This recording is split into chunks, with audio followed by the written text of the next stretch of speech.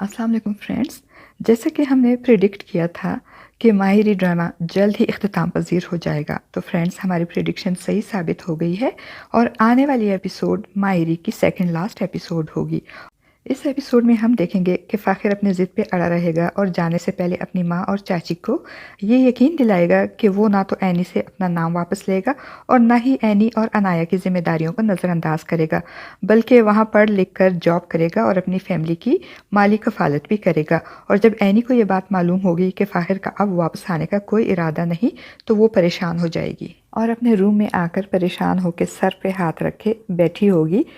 तो फ़ाखिर आएगा, वो उससे पूछेगी कि फ़ाखिर क्या है तुम्हारा आखिरी फ़ैसला है, तुम वहाँ पे तुम जा रहे हो? तो फ़ाखिर कहेगा हाँ, और फिर फ़ाखिर इसके पास बैठकर उसे समझाते हुए कहेगा कि ये मेरा और तुम्हारा जो रिश्ता है, ये हम पे हमारे बड़ों ने ज़बरदस्ती मुसल्लत किया है और हम दोनों इस रिश्ते को निभाते निभाते थकने लगे हैं। अब अगर तुम मुझे ज़बरदस्ती रोकोगी तो हमारा ये जो थोड़ा बहुत रिश्ता है ये भी मज़ीद खोखला हो जाएगा, क्योंकि ज़बरदस्ती के रिश्ते इंसान को अंदर से खोखला कर देते हैं। और ऐनी को ये बात समझ में आ जाएगी और वो फ़ाखिर के बात से इत्तेफाक करते हुए कहेगी कि तुम ठीक कहते हो फ़ाखिर, हम दोनों इस रिश्ते को निभाते निभाते अंदर से वाकई खोखले हो गए हैं। वो दोनों दो मैच्योर लोगों की तरह इस मसले का हल निकालेंगे और फिर फ़ाखिर और ऐनी समीना और आयशा के पास जाकर उन्हें अपने फ़ैसले से आगाह करेंगे।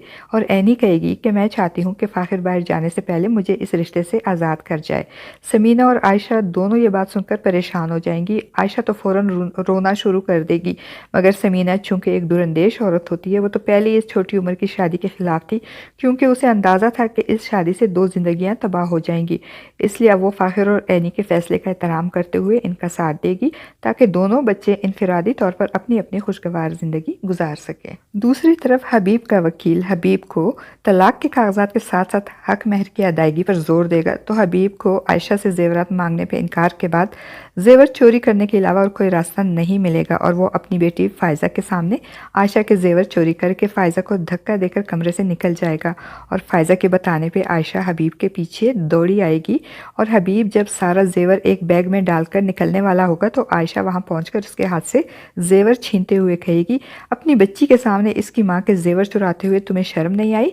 तो हबीब, जिसको ये ज़ेवर हर हाल में चाहिए होता है, वो एक बार फिर आयशा को धमकाते हुए कहेगा कि बीवी के ज़ेवरात पे इसके शोहर का हक होता है, इसलिए चुपचाप ये ज़ेवर मुझे वापस कर दो।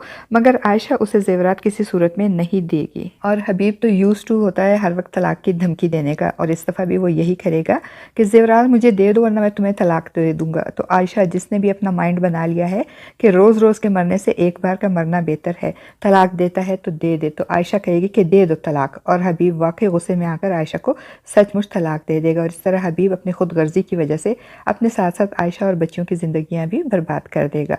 हबीब को अब राहीला पे गुस्सा होगा कि ये सब कुछ राहीला की वजह से हुआ है। ना राहीला इसकी माँ को मारती, ना वो राहीला को तलाक देता, ना हक महर का किस्सा बीच में आता, और ना ही ज़ेवरात की वजह से वो आयशा को तलाक देता। और दूसरी तरफ रस्सी जल गई पर बल नहीं गए वाली मिसाल राहीला पे बिल्कुल फिट आती है। अपनी साजिशी फितरत की वजह से इतना कुछ बुरा होने के बावजूद उसे अकल नहीं आती।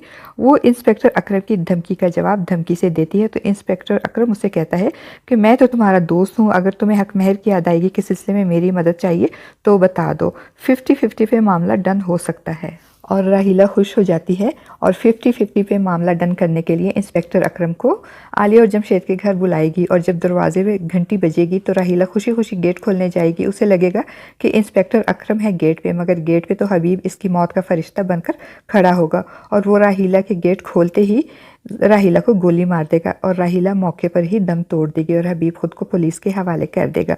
फ्रेंड्स, आपको इस ड्रामे का ये ट्रेजिक एंड कैसा लगा? अपनी राय का इजहार कमेंट बॉक्स में ज़रूर कीजिएगा।